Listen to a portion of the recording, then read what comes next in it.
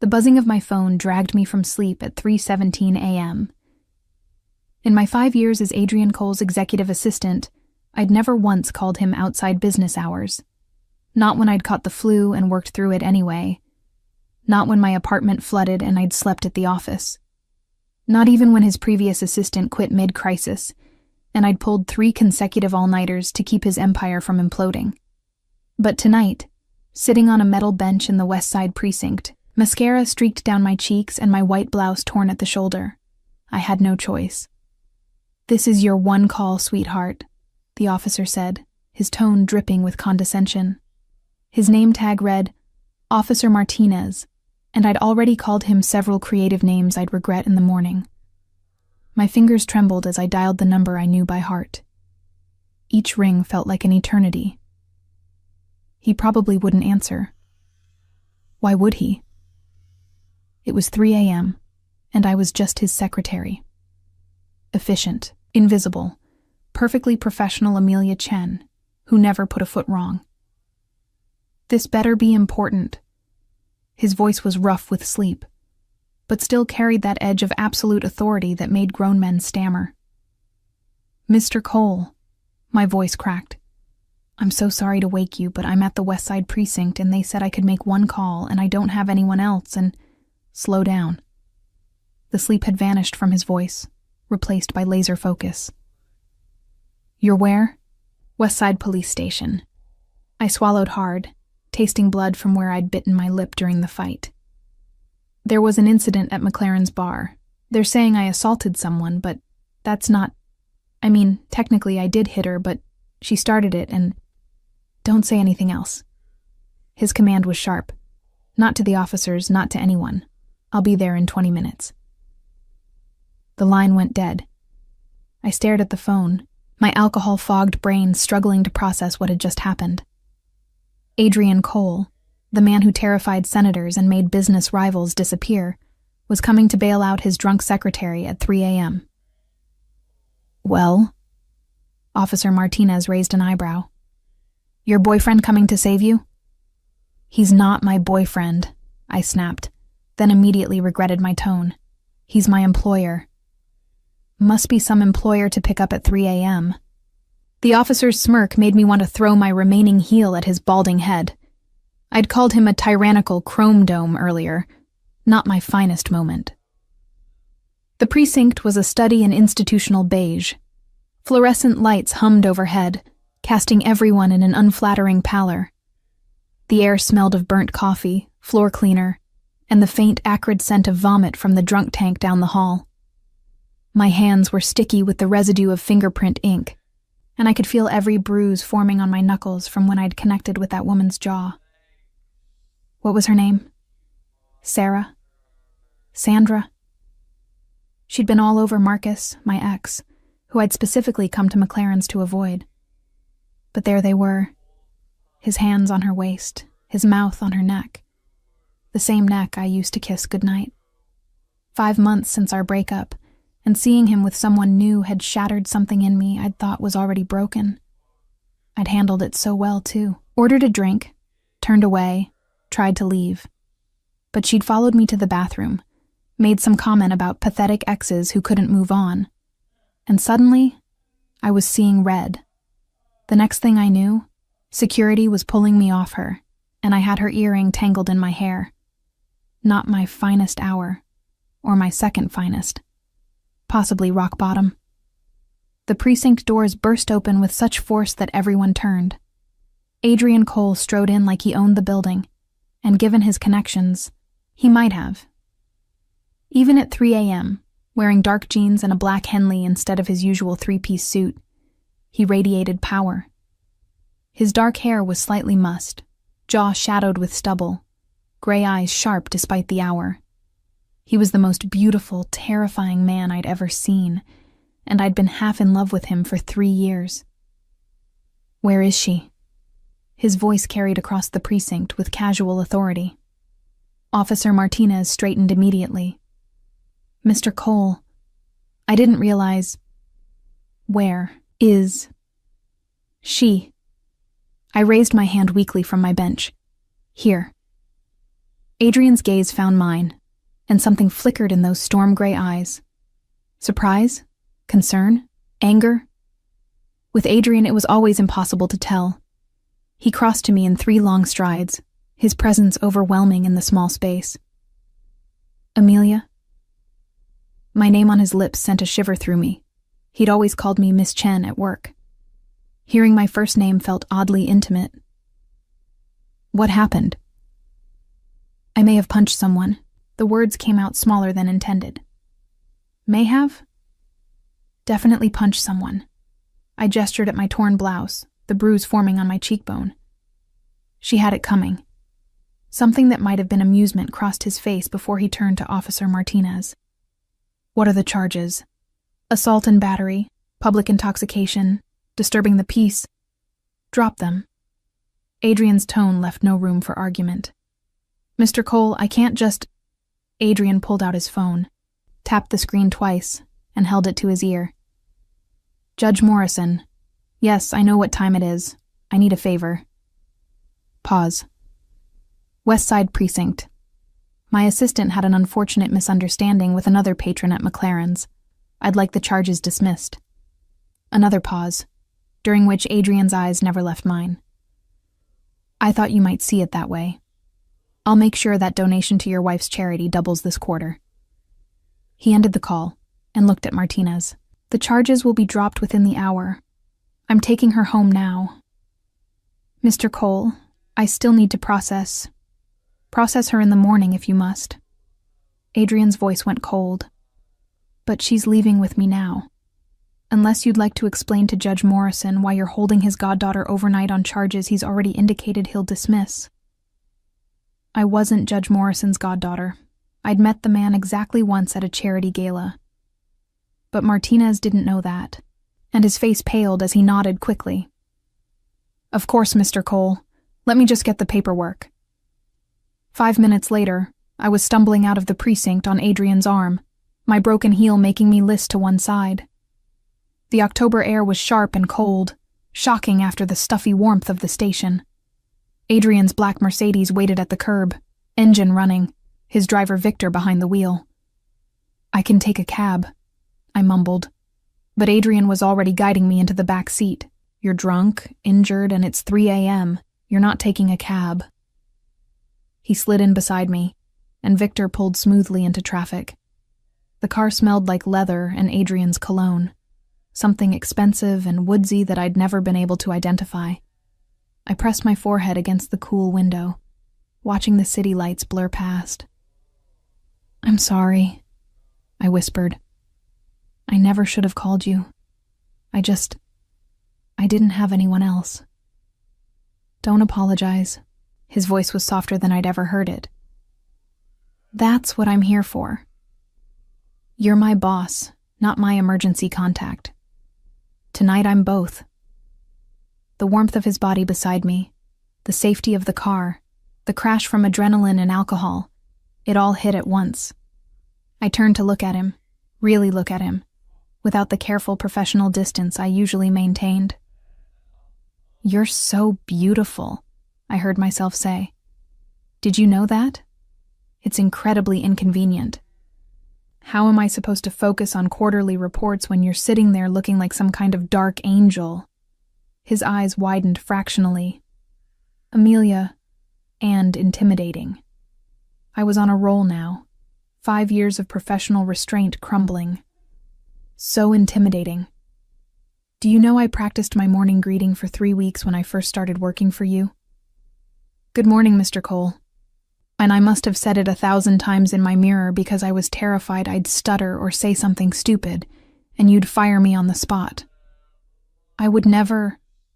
And your hands. I grabbed his hand, studying his long fingers, the calluses that spoke of more physical work than most executives did. I think about these hands more than is professionally appropriate. What they'd feel like. How they'd... I stopped myself, some dim part of my brain screaming that I needed to shut up. That I'd already said too much. That Monday morning was going to be a nightmare. But Adrian was looking at me with an expression I'd never seen before. Intent. Focused. Almost hungry. Amelia, he said carefully. You're drunk. Very drunk, I agreed. Which is why I'm finally telling you the truth. I've been in love with you for 3 years, 2 months, and I checked my watch. Approximately 14 hours, give or take. His jaw clenched. You don't mean that. I absolutely mean that. I leaned closer, my hand still holding his.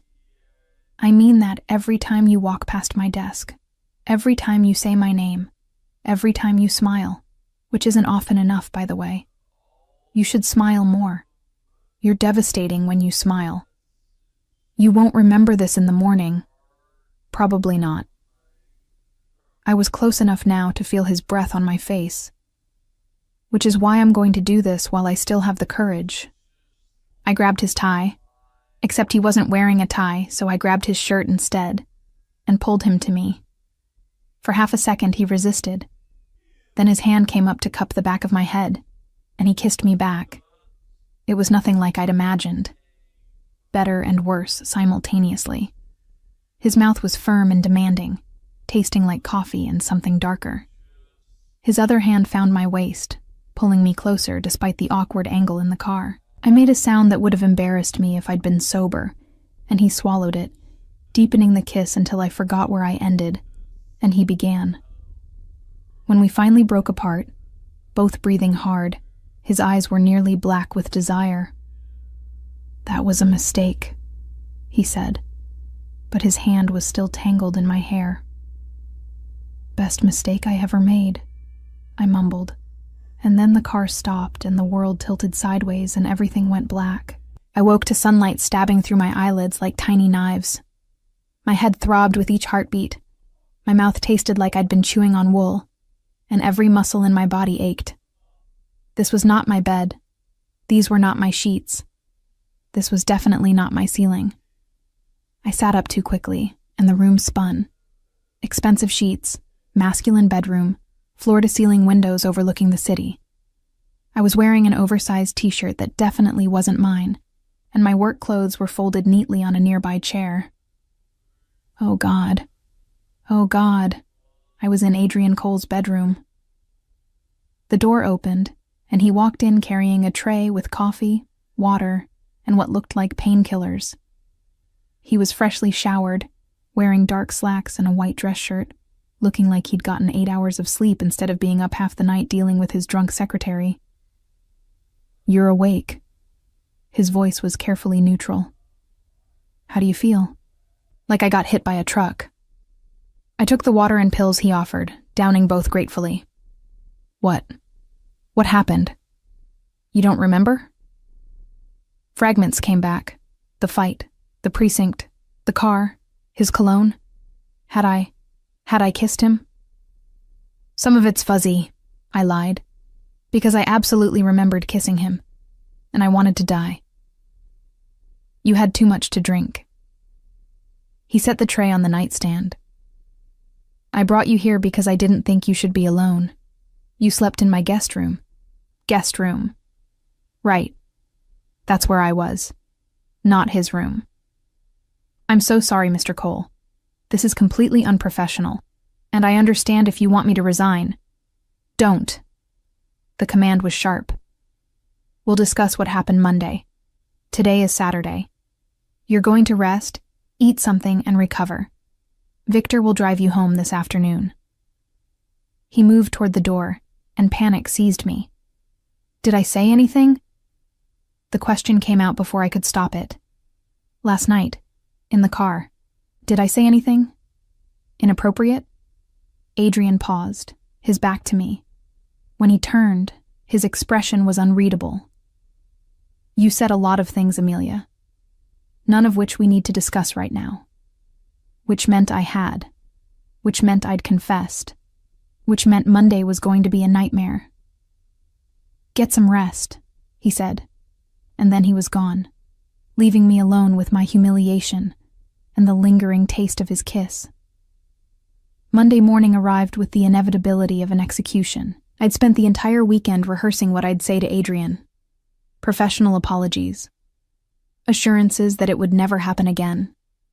A carefully worded offer to resign, if he felt my behavior had compromised our working relationship. What I hadn't prepared for was walking into the office to find a massive bouquet of white peonies on my desk. My favorite flower, though I'd never told him that. And a handwritten note in Adrian's distinctive scrawl. "We need to talk. My office." 9 a.m. I checked my watch. 8:47. 13 minutes to prepare for the most mortifying conversation of my professional life. The executive floor was quieter than usual, most people not arriving until 9:30. I sat at my desk, staring at those peonies, trying to remember if I'd ever mentioned my favorite flower in his presence. Had I? Or had he simply noticed? "Miss Chen." Adrian's voice came from his doorway, startling me. "You're early." "I'm always early, Mr. Cole." I stood, smoothing my navy pencil skirt with hands that only trembled slightly. I'd chosen my most conservative outfit. High-necked blouse, sensible heels, hair pulled back in a severe bun, armor against the memory of Saturday night. "So you are." His gray eyes tracked over me, assessing. "Come in." I followed him into his office, that familiar space that now felt charged with dangerous electricity. Floor-to-ceiling windows overlooked the city. His desk was massive mahogany, always immaculately organized. The leather chair where I'd sat countless times taking dictation suddenly seemed like enemy territory. He closed the door behind us. The soft click felt final. "Sit." He gestured to one of the chairs facing his desk, but instead of sitting behind it in his usual power position, he leaned against the front edge. Close. Too close. I could smell his cologne. "Mr. Cole, I want to apologize for Friday night. My behavior was completely inappropriate. Do you remember what you said to me?" His voice was low, controlled. "In the car?" Heat flooded my face. "Some of it." "Which parts?" I stared at my hands, enough to be thoroughly embarrassed. "You told me you'd been in love with me for 3 years. It wasn't a question. You kissed me. Then you passed out, and I brought you to my home because I couldn't leave you alone in that condition. I understand if you want my resignation." "I don't want your resignation, Amelia." He moved closer, and I forced myself to meet his eyes. "I want to know if you meant it." My heart hammered against my ribs.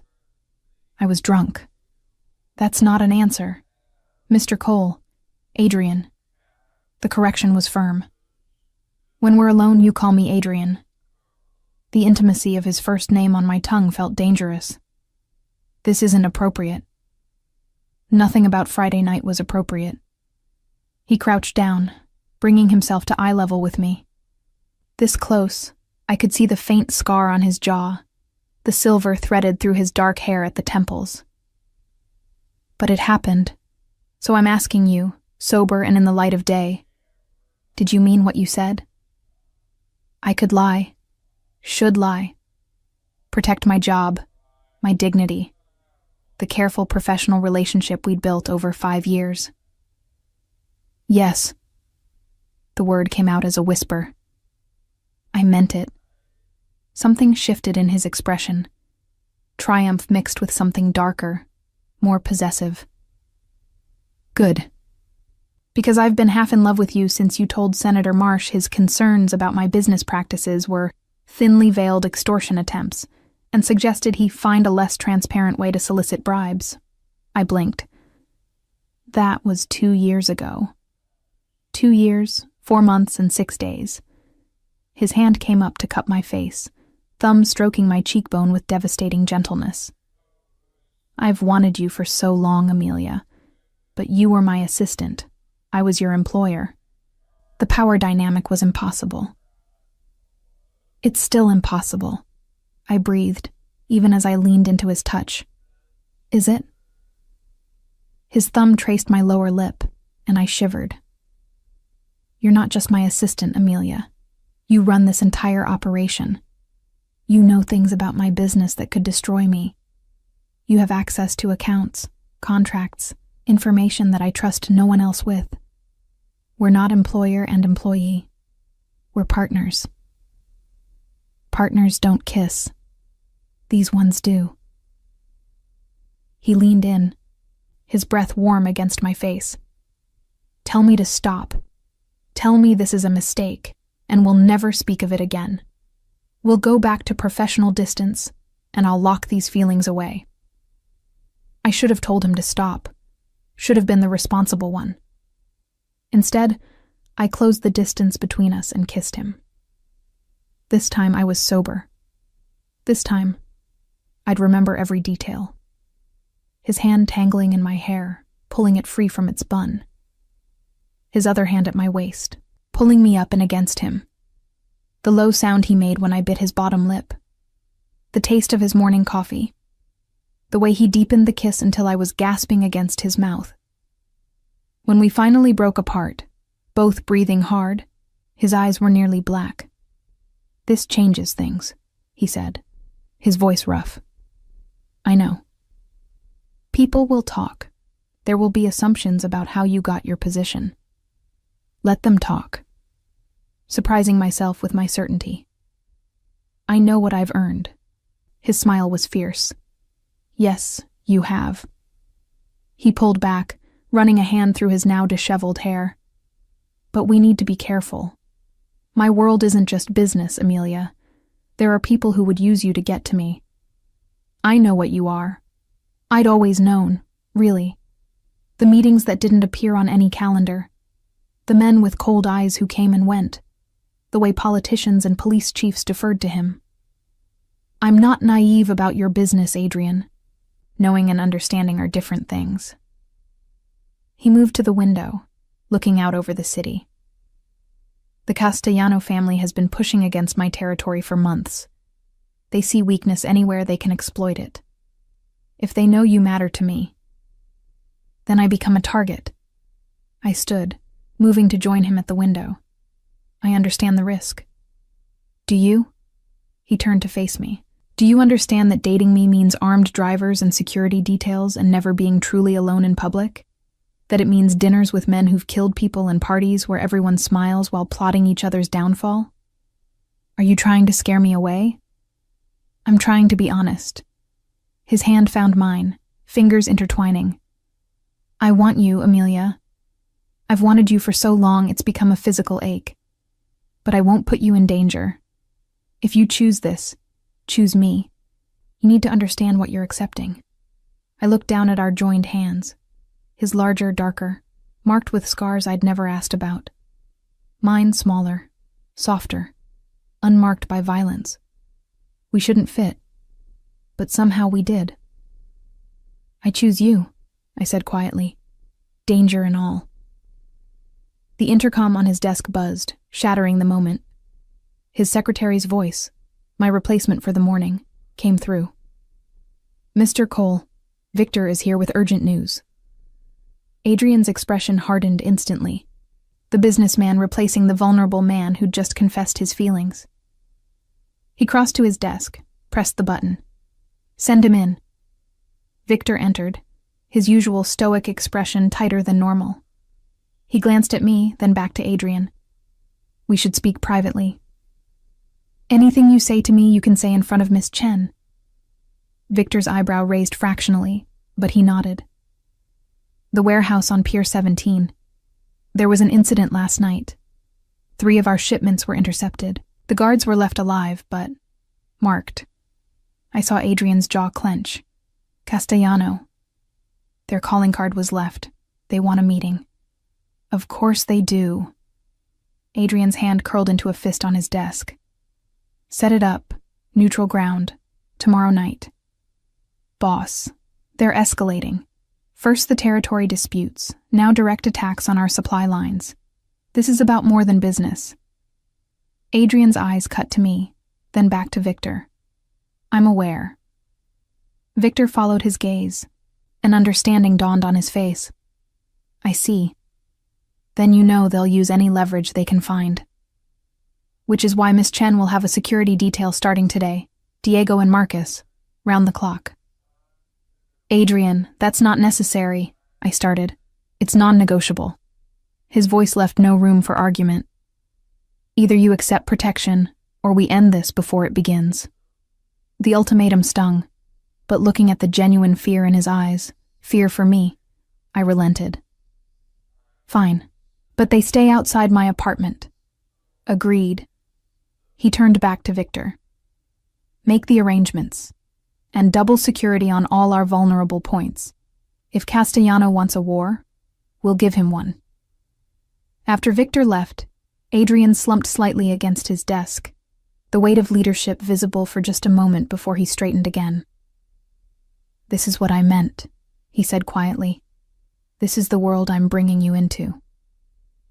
I crossed to him, surprising us both by taking his face in my hands. Then we deal with it. Together.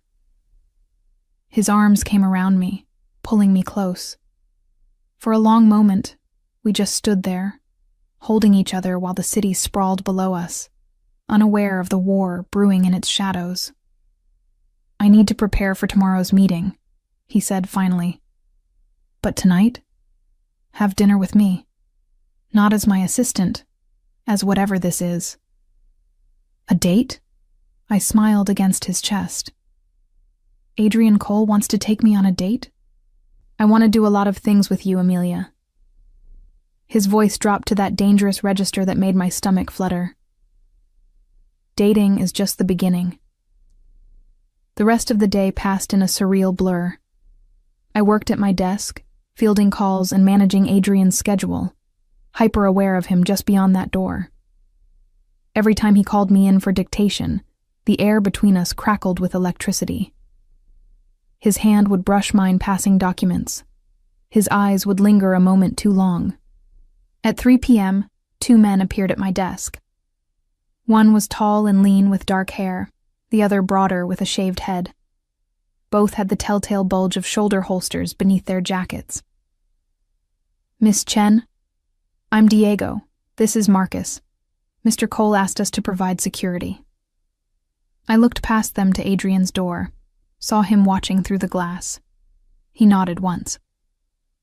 I don't need babysitters, I said, but without heat. Diego smiled slightly. Consider us very attentive shadows. They were true to their word. When I left at 6 p.m. to go home and change for dinner, they followed at a discreet distance. When I emerged from my apartment building an hour later in an emerald dress that I'd owned for 2 years, but never had occasion to wear, they were waiting by a black sedan. Mr. Cole asked us to drive you, Marcus explained. The restaurant was exclusive, the kind of place that required reservations months in advance and didn't list prices on the menu. Adrian was already there, standing when I approached.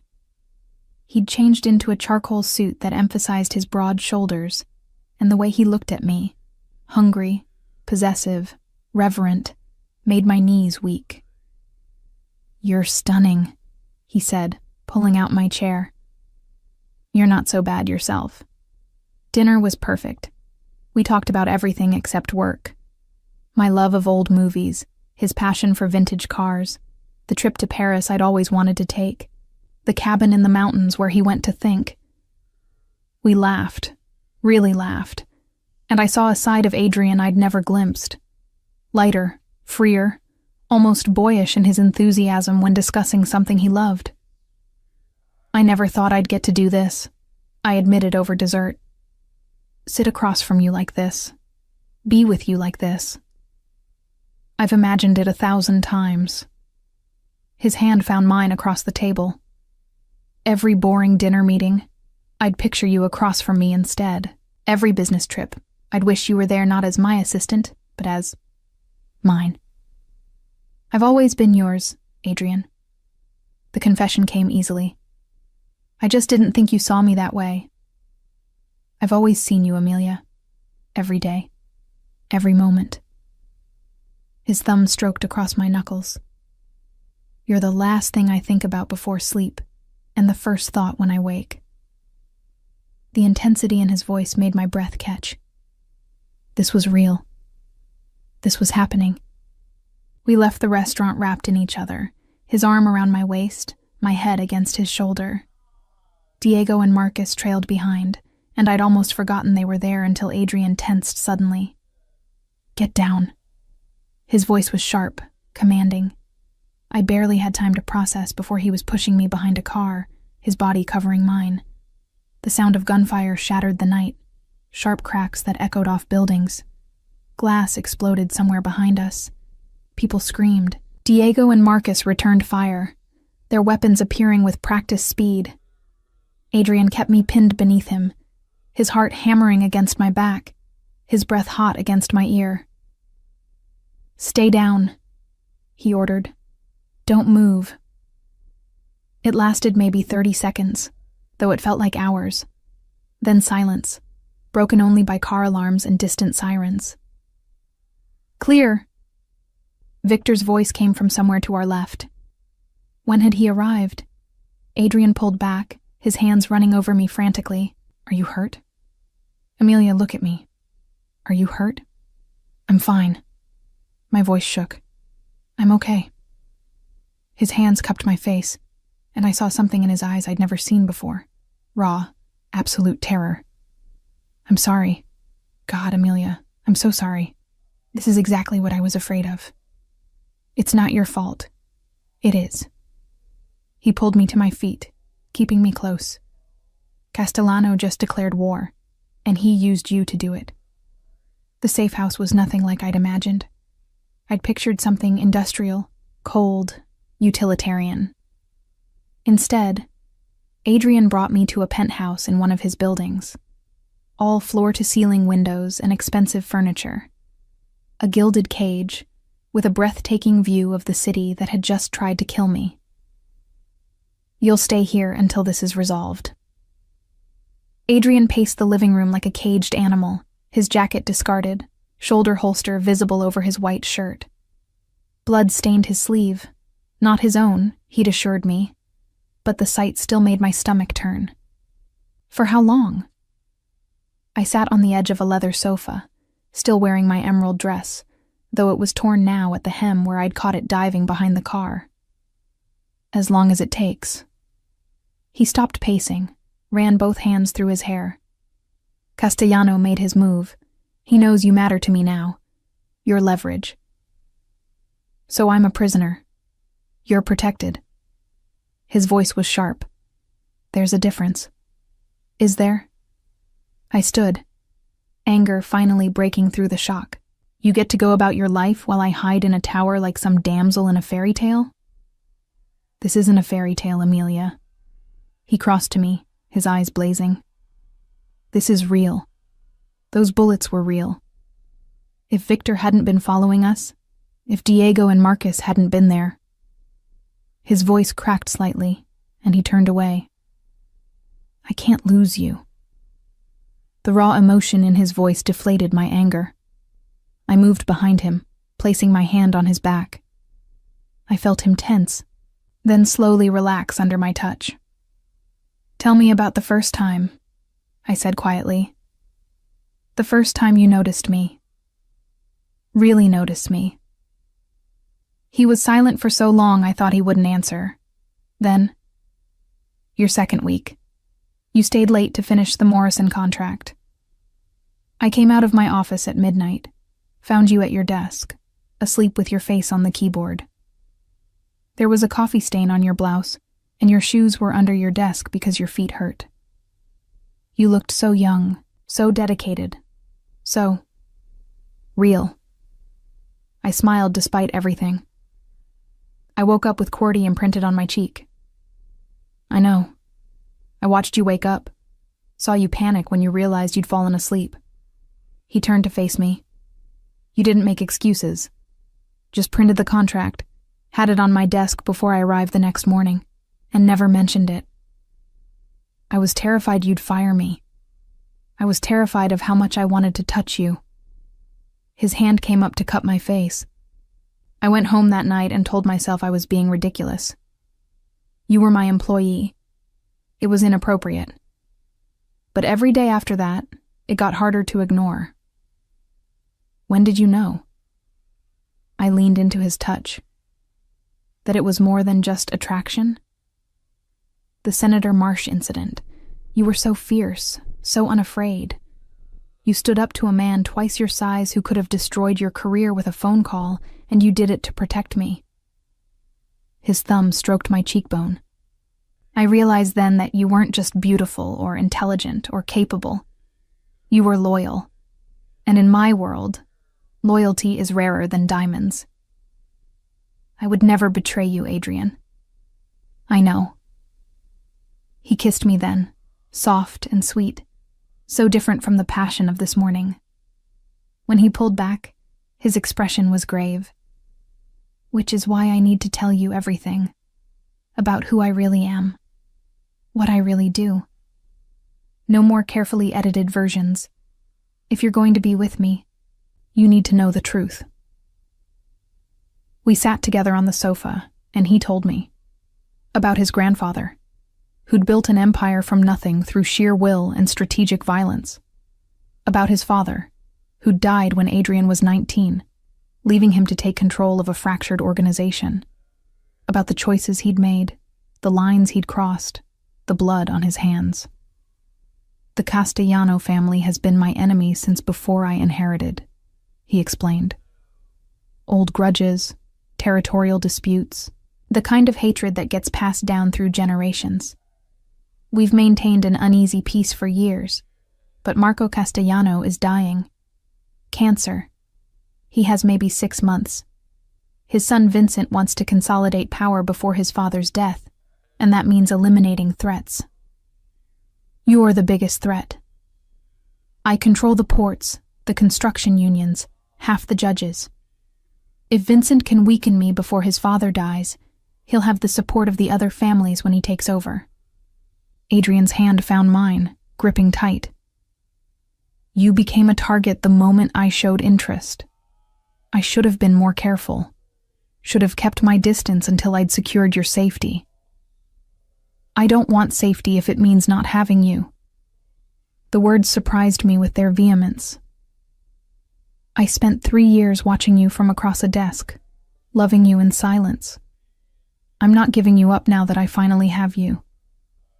You might not have a choice." His voice was bleak.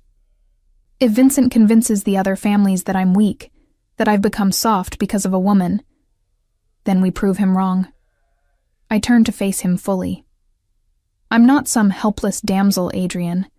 I've been running your empire's legitimate operations for 3 years. I know every contract, every deal, every alliance. Let me help." "Absolutely not. I won't put you in that position." "I'm already in that position." My voice rose. "You said it yourself. I know too much. I'm already complicit in everything you do. The only difference is whether I'm cowering in a tower or standing beside you. You don't understand what you're asking. Then explain it to me." I grabbed his face, forcing him to look at me. "Stop trying to protect me from reality and give me the truth. All of it." He searched my eyes, and whatever he saw there made him nod slowly. "Tomorrow night, I meet with Vincent. Neutral ground, supposed to negotiate peace. But it's a trap. How do you know?" "Because it's what I would do." His smile was cold. "He'll make demands he knows I can't accept, then use my refusal as justification for escalation. By the end of the week, we'll be in open war." "What if you accept his demands?" "Impossible. He'll ask me to cede territory, give up port access, betray allies. Things that would destroy everything my family built." "What if there's a third option?" An idea was forming, reckless and probably insane. "What if I go with you?" "Absolutely not. Listen to me." I gripped his hands. "Vincent wants to prove you're weak because of me. So show him I make you stronger. Bring me to the meeting. Let me participate. Show every family there that I'm not some secret shame you're hiding, but a partner. You're asking me to paint a target on your back. The target's already there, Adrian. At least this way, I control how I'm perceived." I squeezed his hands. "Trust me. The way I've always trusted you." He was quiet for a long time, studying our joined hands. Finally, If you do this, you follow my lead completely. You don't speak unless I tell you to. You don't leave my side for a second. And if things go wrong, they won't. If they do, he continued firmly, Victor will get you out. You don't argue, you don't hesitate. You let him protect you. Promise me. I promise. He pulled me into his arms, holding me so tight I could barely breathe. I don't deserve you, he murmured against my hair. Too bad. You're stuck with me. We stayed like that for a long time, taking comfort in each other's presence. Eventually, he pulled back, stroking my hair from my face. You should rest. Tomorrow will be difficult. Stay with me? The request came out smaller than I'd intended. I don't want to be alone tonight. I'll stay as long as you need me. He stood, offering his hand. Come on, I'll show you the bedroom. The master bedroom was as luxurious as the rest of the penthouse. Adrian gave me one of his shirts to sleep in, and I changed in the bathroom, staring at my reflection in the mirror. My carefully applied makeup was smudged, my hair a mess, my eyes too wide with lingering fear. This was my life now. Gunfire and safe houses and meetings with men who killed without remorse. And somehow, I was choosing it. Choosing him. When I emerged, Adrian was sitting on the edge of the bed, his shirt unbuttoned, revealing the muscled chest I'd only glimpsed before. Scars marked his skin, evidence of a violent life I was only beginning to understand. What are those from? I moved closer, drawn despite myself. Reminders. His voice was rough. Of lessons learned and enemies who got too close. I reached out, tracing the longest scar, a puckered line across his ribs. Does it hurt? Not anymore. His hand caught mine, pressing it flat against his chest. I could feel his heart beating, strong and steady. The only thing that hurts now is the thought of losing you. You won't. I climbed onto the bed beside him, and he pulled me close, my back against his chest, his arms wrapped securely around me. Sleep, Amelia, he murmured. I'll keep watch. You need to sleep too. I will, later, when I'm sure you're safe. I wanted to argue, but exhaustion was pulling me under. The adrenaline crash, the emotional toll, the comfort of his arms. It all combined to drag me towards sleep. Adrian, I mumbled, already half gone. I love you. Even knowing everything. I love you. His arms tightened. I love you too, Amelia. More than I thought I could love anyone. More than is probably safe for either of us. I smiled against his chest and let sleep take me, dreaming of bullets turned to rose petals and wars won with words instead of blood. I woke to the smell of coffee and the sound of Adrian's voice, sharp and commanding, coming from the living room. Sunlight streamed through the floor-to-ceiling windows, and for a moment, I forgot where I was. Then memory returned. The shooting, the safe house, Adrian's confession. I pulled on a robe I found hanging in the closet and padded barefoot toward his voice. I don't care what Marcus Petrov wants, Adrian was saying into his phone, pacing before the windows in dark slacks and a half-buttoned white shirt. Tell him the answer is no. If he can't maintain control of his own territory, that's his problem, not mine. He noticed me, and something in his expression softened. He held up a finger, 1 minute, and I nodded, moving to the kitchen where an elaborate breakfast spread waited. Croissants, fresh fruit, coffee in an expensive French press. Even in a crisis, Adrian maintained certain standards. We're done here. He ended the call and crossed to me, his hands framing my face as he kissed me thoroughly. Good morning. Good morning. I smiled against his mouth. That was quite a wake-up. I've been awake for hours watching you sleep. I needed to do that before I went insane. He poured me coffee, adding cream exactly how I liked it without asking. How do you feel? Surprisingly well, considering I was shot at last night. His jaw tightened. That won't happen again. I've tripled your security detail. Adrian. Non-negotiable. He handed me the coffee. Diego, Marcus, and 4 others. They'll rotate shifts. You won't see most of them, but they'll be there. I wanted to argue about the necessity, but looking at the fear lingering in his eyes, I simply nodded. Okay. Okay? He seemed surprised by my easy agreement. You need this. I understand that. I took a sip of coffee. So, what's the plan for tonight? We meet Vincent at Luciano's at 8. It's a restaurant owned by the Russo family, neutral territory. Antonio Russo will mediate. He leaned against the counter. The families will all have representatives there. It's theater as much as negotiation. What should I wear? Something that says you belong at my side. Elegant, but not ostentatious. We want to project power, not desperation. He pulled me close. Are you sure about this, Amelia? It's not too late to change your mind. I'm sure. I wrapped my arms around his waist. We're in this together, remember? The day passed in a strange limbo. Adrian worked from the penthouse, taking calls and video conferences while I went through his schedule, maintaining the illusion of normalcy. But armed men patrolled the building, and every time a car backfired in the street below, my heart raced. At 6, a team arrived with clothing options. A rack of designer dresses that must have cost more than my yearly salary. Adrian selected a midnight blue dress with a fitted bodice and flowing skirt, elegant and understated. Perfect, he said, running his fingers down the fabric. You'll outshine everyone there. That's not the goal.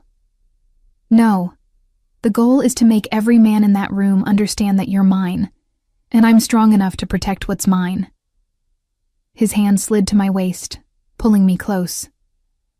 And to make Vincent realize that using you against me will only make me more dangerous, a stylist arrived at 7 to do my hair and makeup. She worked quickly, creating an elegant updo with a few loose tendrils framing my face. The makeup was dramatic, smoky eyes and deep red lips that made me look sophisticated, dangerous even. When I emerged from the bedroom, Adrian was waiting in the living room, devastating in a black suit that emphasized his broad shoulders. The look in his eyes when he saw me was pure hunger. If we didn't have this meeting, he said, his voice rough, I'd have that dress off you in seconds. Heat flooded through me. Rain check? Definitely. He offered his arm. Ready? The drive to Luciano's was tense. Victor drove with Diego in the passenger seat, while Marcus followed in a second car with additional security. Adrian held my hand the entire way, his thumb tracing patterns on my palm that might have been soothing if I weren't so aware of the gun in his shoulder holster. Remember, he said quietly, you don't speak unless I ask you to. You stay by my side. And if anything happens, Victor gets me out. I remember. I squeezed his hand. I trust you, Adrian. Luciano's was an old-school Italian restaurant, the kind of place with red leather booths and dim lighting where deals had been made and broken for generations. We were led to a private room in the back, and my breath caught at the scene that greeted us. A large table dominated the space, already surrounded by men in expensive suits. I recognized some from photos Adrian had shown me. Antonio Russo, the mediator, with his silver-streaked hair and kind eyes that masked a ruthless intelligence. Marco Castellano, pale and gaunt from his illness, but still commanding respect. And beside him, Vincent Castellano, younger than his father, but with the same cold eyes. All conversation stopped when we entered. Adrian. Antonio stood, offering his hand. Thank you for coming. And who is this lovely companion? This is Amelia Chen, Adrian said, his hand firm on my waist. My partner, in all things. The emphasis on all things wasn't lost on anyone. Vincent's eyes narrowed, while Marco's expression remained neutral. How unexpected. Vincent's smile didn't reach his eyes. I wasn't aware you'd be bringing a date to a business meeting. Miss Chen isn't a date. Adrian pulled out a chair for me, positioning it close to his own. She's my second in command. Anything you say to me, you say to her. The power play was brilliant. By presenting me as integral to his operation, Adrian was turning Vincent's perceived weakness into strength. Shall we begin? Antonio took his seat at the head of the table. We're here to discuss the recent tensions between the Cole and Castellano organizations. Tensions? Adrian's voice was cold. Your son's men opened fire on a public street last night. That's not tension. That's an act of war. You have no proof it was us, Vincent replied smoothly. I have your calling card, the same one left at my warehouse the night before. Adrian leaned back in his chair, deceptively relaxed. Let's not insult each other's intelligence. Marco Castellano coughed, a wet sound that spoke of dying lungs. When he recovered, his voice was surprisingly strong. My son may have been overzealous, but you've been encroaching on our territory for months, Cole. The port expansion, the union contracts. You're trying to squeeze us out. I'm expanding my legitimate business operations. If that puts pressure on your illegal activities, perhaps you should adapt. Adrian's hand found mine under the table, squeezing gently. But I'm willing to discuss reasonable boundaries. Reasonable. Vincent laughed harshly. What would you consider reasonable? You giving up the northern ports? Stopping your construction projects in our neighborhoods? I'll give up nothing I've legally acquired. Adrian's voice went deadly quiet. But I'm willing to formalize our current territories. No encroachment on either side. Mutual non-aggression. And what guarantees do we have, Marco asked, that you'll honor such an agreement? This was my cue. Adrian had prepared me for this moment. I pulled a folder from my bag, documents I'd prepared earlier outlining existing territories, proposed boundaries, and contract terms. I slid it across the table to Antonio. Mr. Cole is offering a legally binding contract, I said, my voice steady despite my racing heart. Backed by neutral arbitration from Mr. Russo. Any violations would be subject to review and agreed-upon consequences. Vincent's eyes cut to me, assessing. And who are you to speak for Cole's business? I'm the person who's managed his legitimate operations for 5 years. I met his gaze steadily. I handle his contracts, his legal exposure, his relationships with city officials. If you're looking for someone who understands the value of enforceable agreements, that would be me. A long silence followed. Then Marco reached for the folder, flipping through the pages with surprising speed for someone so ill. This is comprehensive, he admitted, more than I expected. Mr. Cole doesn't do anything by half measures, I said. Neither do I. Adrian's hand tightened on mine under the table. Approval, pride, and something darker that sent heat through me. I need time to review this with my advisors, Marco said finally. A week. You have 3 days, Adrian replied. After that, the offer expires and we settle this the traditional way. Vincent's face darkened. You're threatening us. I'm offering you a choice, peace or war. Both are acceptable to me. Adrian stood, pulling me up with him. But understand this. If you choose war, I'll destroy you. Completely.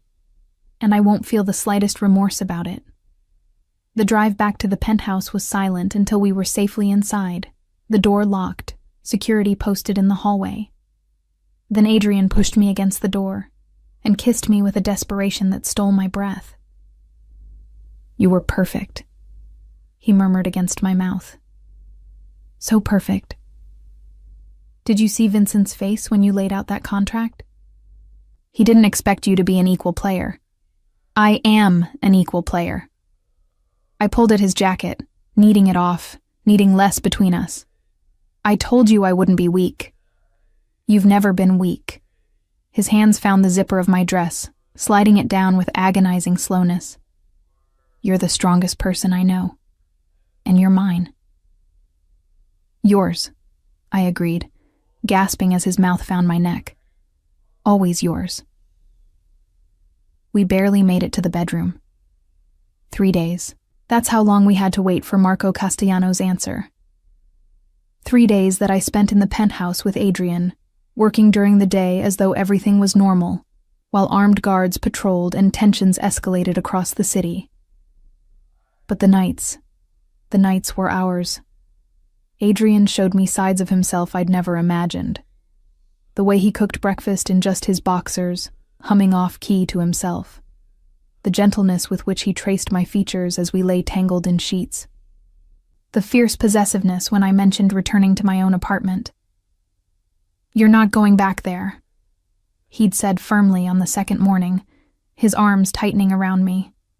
It's not safe. I can't live in a safe house forever, Adrian. Who said anything about a safe house? He'd kissed my shoulder, my neck, the spot behind my ear that made me shiver. Move in with me, properly.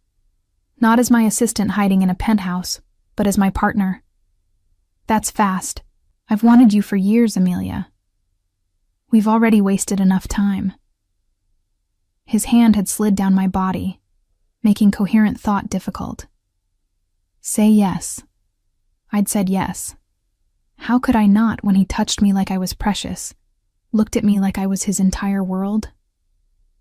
But on the third day, reality intruded. I was working at the desk in the study, a space Adrian had set up for me with 2 monitors and all the access I needed to manage his operations, when Victor appeared in the doorway. Miss Chen, there's someone here to see you. I frowned. I'm not expecting anyone. She says she's your sister. My blood ran cold. I don't have a sister. Victor's expression tightened. She has identification. Showed it to security downstairs. Maya Chen. Relation listed as sibling. Maya. My half-sister from my father's second marriage. We'd met exactly twice. Once at his funeral. Once when she'd asked me for money I didn't have. I'd lost touch with her years ago. Send her away, I said. I don't want... Amelia. A voice echoed from the foyer, high and dramatic. Amelia, please. I need your help. Adrian emerged from his office, his expression dark. What's going on? My half-sister. I haven't seen her in 5 years. I don't know how she found me. I can make her leave. Victor's hand moved toward his jacket. No. I stood, straightening my shoulders. I'll talk to her. Maybe she'll leave on her own. Maya hadn't changed much. Still beautiful in that calculated way, with perfectly highlighted hair and designer clothes that she probably couldn't afford. But there was a desperation in her eyes I'd never seen before. Amelia. She rushed forward, grabbing my hands. Thank God. I've been trying to reach you for weeks, but your old number didn't work, and... Her eyes went past me to Adrian, and I saw calculation replace desperation. Oh, you must be Mr. Cole. I've read about you. What do you want, Maya? I pulled my hands free. I'm in trouble. Her eyes filled with tears, real or manufactured, I couldn't tell. I borrowed money from some bad people. They're threatening me, Amelia. I have nowhere else to turn. How much? 50,000. I nearly laughed. I don't have $50,000, Maya. But he does. She looked at Adrian. Please, Mr. Cole, I'm Amelia's sister, family. Surely you wouldn't want anything to happen to me. Adrian's expression was colder than I'd ever seen it. Who do you owe? Maya's hesitation told me everything. Some guys, I don't know their names. You're lying. Adrian's voice cut like a blade. Victor, call Marcus. Have him run a background check. I want to know everyone Maya Chen has associated with in the last 6 months. That's not necessary, Maya started. It's very necessary. Adrian moved to stand beside me, his hand settling possessively on my waist. Because either you're telling the truth and you're in legitimate danger, in which case I'll handle it, or you're working for someone, in which case you have about 30 seconds to tell me who before I have Victor escort you out with significantly less courtesy. Maya's face crumpled. Fine, Vincent Castellano sent me. He said if I got close to Amelia, made her sympathetic, he'd forgive my actual debt. 20,000, not 50. I'm sorry, Amelia. I didn't have a choice. The betrayal stung, even though Maya and I barely knew each other. Get out. Amelia, please. You used me. You put me in danger for $20,000. Anger replaced hurt. Get out of this building before I have you arrested. Victor stepped forward, and Maya scrambled backward, her tears real now. Wait. Adrian's voice stopped everyone. He pulled out his phone, tapped a few buttons, then showed Maya the screen. This is a transfer of $50,000 to your account. Not 20. 50. Maya's eyes widened. Why? Because now you owe me. And when Vincent Castellano asks what happened here, you're going to tell him exactly what you saw. That Amelia is protected. That she's untouchable. That anyone who tries to use her against me will regret it. His voice went deadly soft. And if you ever contact her again, if you ever try to use your family connection to get to her, I'll make sure that $50,000 is the most expensive money you've ever received. Understood? Maya nodded frantically and fled. After she was gone, I turned to Adrian. You just gave her $50,000. I gave Vincent Castellano a message. He pulled me close. That I'm willing to spend any amount to protect you. That trying to use your connections against me won't work. She's not really my connection. We barely know each other. He doesn't know that. Adrian kissed my forehead. And now he knows that even your peripheral relationships are protected. It makes you less vulnerable, not more. I sagged against him, the adrenaline draining away. I hate this. The paranoia, the constant threat assessment, the way everyone becomes a potential weapon. I know. His arms tightened around me. I'm sorry. I wish I could give you a normal life. I don't want normal. I pulled back to look at him. I want you. I just wish you came with less baggage. Unfortunately, I'm a package deal. Me, my empire, my enemies, and my paranoia. He tucked a strand of hair behind my ear. Still want to move in? More than ever. I kissed him. Someone needs to protect you from yourself. His laugh rumbled through his chest. I think you have that backward. Do I? I pulled him toward the bedroom. Because from where I'm standing, you're the one who needs protecting. You're so busy taking care of everyone else that you forget to take care of yourself. I don't need... When's the last time you slept more than 4 hours? I challenged. Or ate a meal that wasn't between meetings? Or did anything just because you wanted to, not because it served some strategic purpose? He was quiet. That's what I thought. I pushed him onto the bed, straddling his lap. So here's what's going to happen. You're going to let me take care of you for once, and you're not going to argue. I don't take orders well, he said, but his hands were already settling on my hips. I've noticed. I unbuttoned his shirt slowly. Consider it a negotiation. I let you protect me from your enemies. You let me protect you from yourself. I can live with those terms. He pulled me down for a kiss that started gentle and quickly turned desperate. That night, as we lay tangled together, his phone buzzed.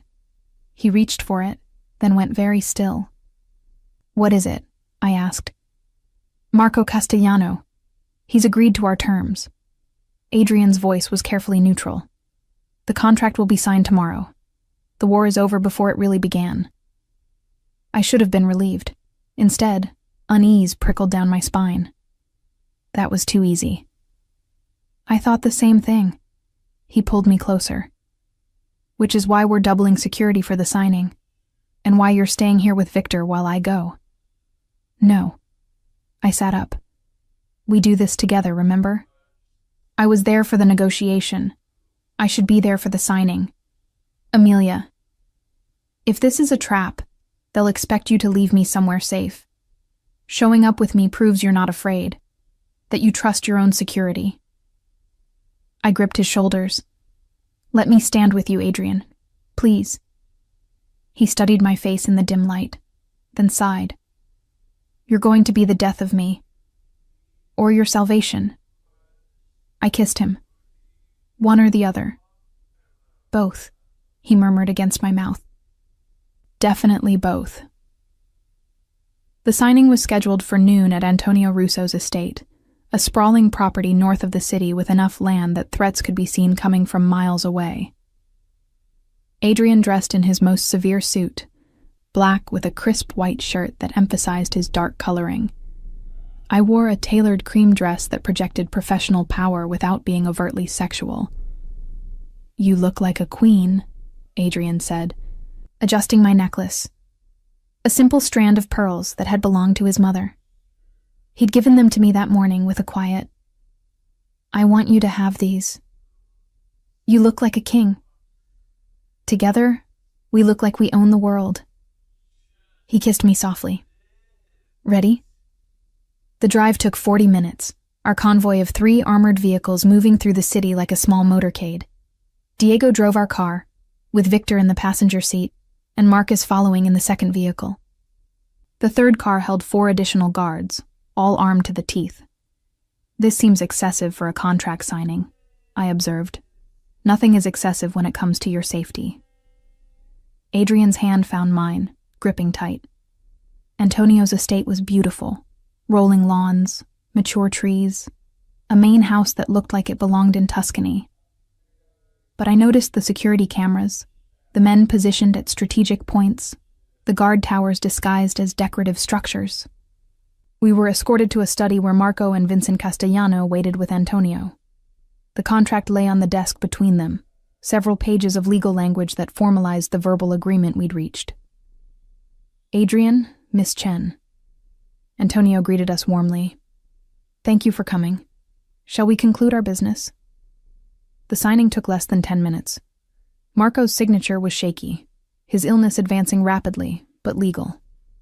Vincent signed next, then Adrian, his handwriting bold and decisive. I added my signature as witness, making the contract binding. To peace, Antonio said, pouring glasses of expensive whiskey for everyone. We toasted, and I saw Vincent watching me over his glass, his expression calculating. Something about his gaze made my skin crawl. If you'll excuse me, I said quietly to Adrian, I need to use the restroom. His hand tightened on mine. Victor will escort you. I'll be fine. It's just down the hall. Victor escorts you. His tone left no room for argument. I nodded, and Victor fell into step behind me as I left the study. The hallway was quiet, decorated with expensive art and family photos. I found the bathroom and went inside, taking a moment to breathe. This was it. The war was over. We could go back to normal, or whatever passed for normal in Adrian's world. I was washing my hands when I heard voices outside, men arguing in Italian. I recognized Vincent's voice, though I couldn't understand the words. Then a second voice, younger, angrier. The door burst open. A man I didn't recognize stood there, gun in hand, his eyes wild. You're coming with me. I opened my mouth to scream, but he was faster, pressing the gun against my ribs. Make a sound, and I'll kill you right here. My mind raced. Victor was right outside. One scream and he'd come running. But the gun pressing against my ribs was very real, and the man holding it looked desperate enough to use it. Marco Castellano is dying, the man hissed in accented English. Vincent needs leverage. You're it. He started dragging me toward a service door I hadn't noticed. My heart hammered. If he got me outside, into a car... I stomped down hard on his instep and threw my elbow back into his stomach. The gun went off, the sound deafening in the small space, but the bullet hit tile instead of flesh. I screamed, long and loud. The bathroom door exploded inward. Victor appeared, weapon drawn, and the gunman swung toward him. Another shot. Victor went down. No. The gunman grabbed me again, but I fought like a wild thing, scratching, kicking, biting.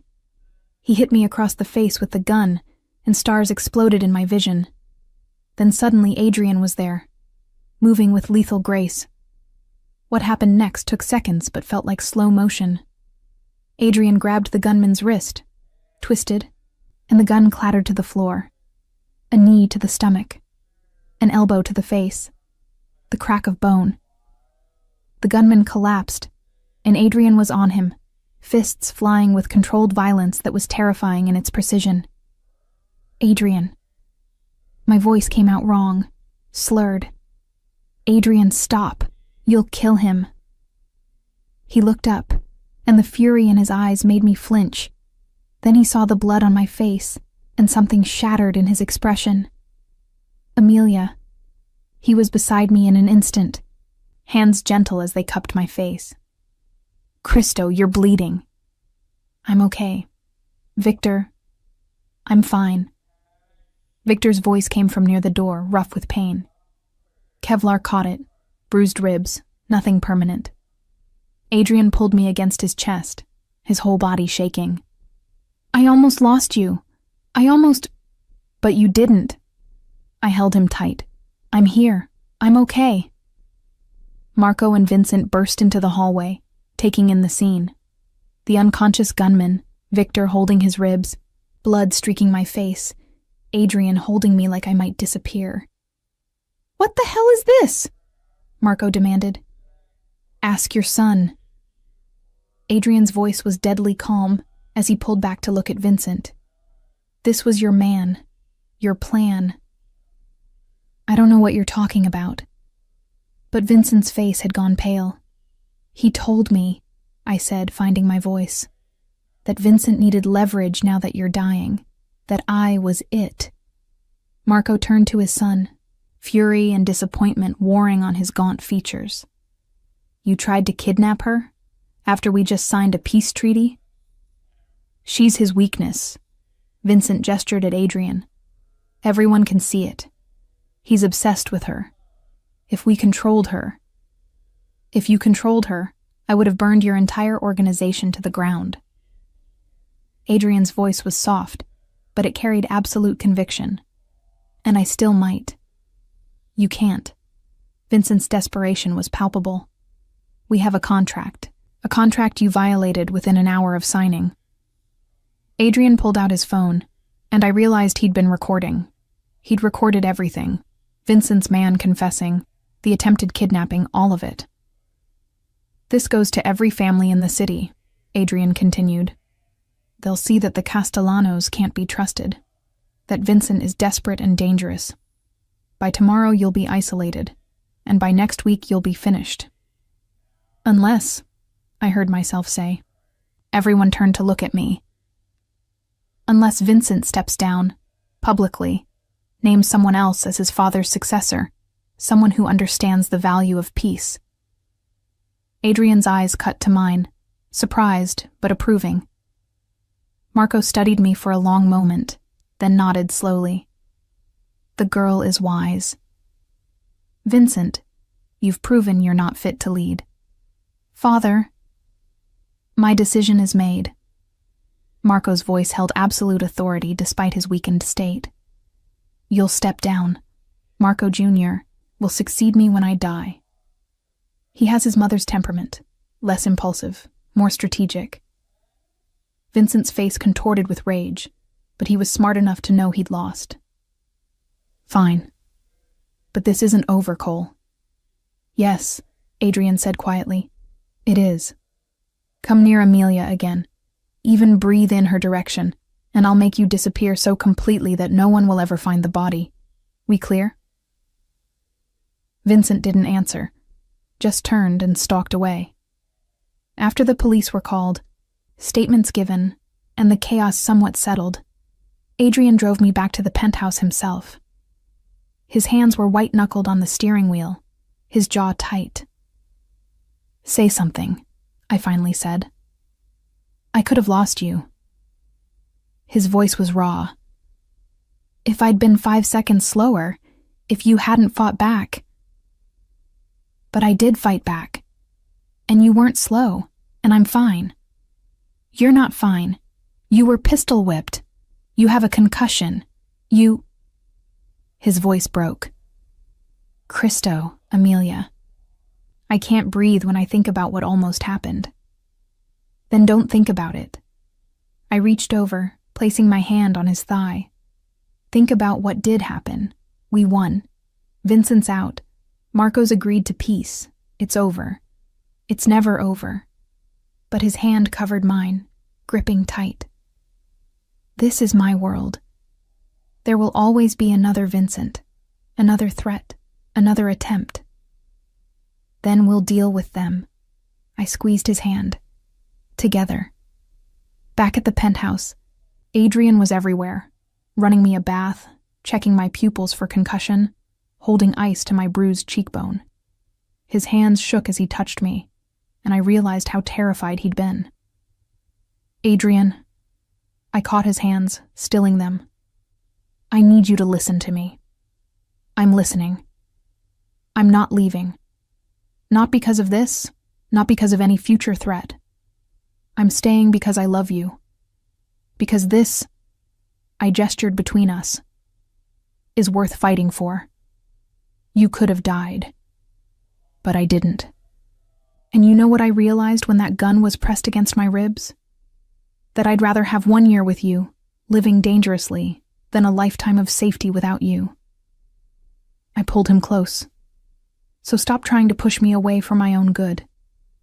It won't work." He rested his forehead against mine.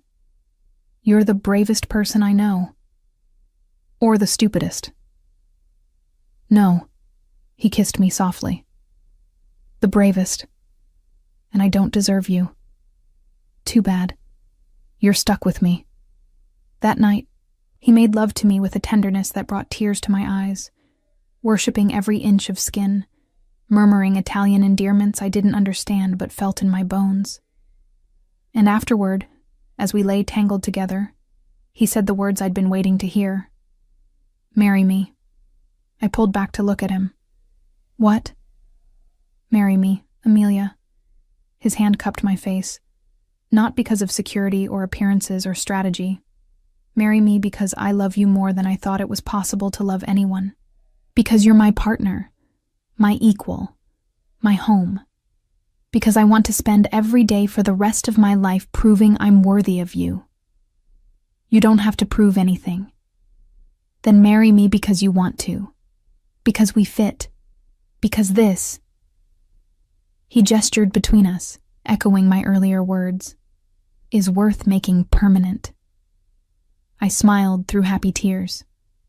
"Yes, yes, I'll marry you." His kiss was fierce and claiming, and when we came together again, it felt like a promise. A vow more binding than any legal contract. 2 months later, I stood in a private garden surrounded by flowers, wearing a dress that cost more than my first car, and married Adrian Cole in front of a small gathering of his most trusted people. Victor was there, ribs healed, serving as best man. Diego and Marcus stood as groomsmen. Antonio Russo officiated, his warm smile genuine, and when Adrian slid the ring onto my finger, a stunning emerald surrounded by diamonds, and promised to love, honor, and protect me for all our days, I knew I'd made the right choice. This life wouldn't be easy. There would be more threats, more Vincents, more attempts to use me as leverage.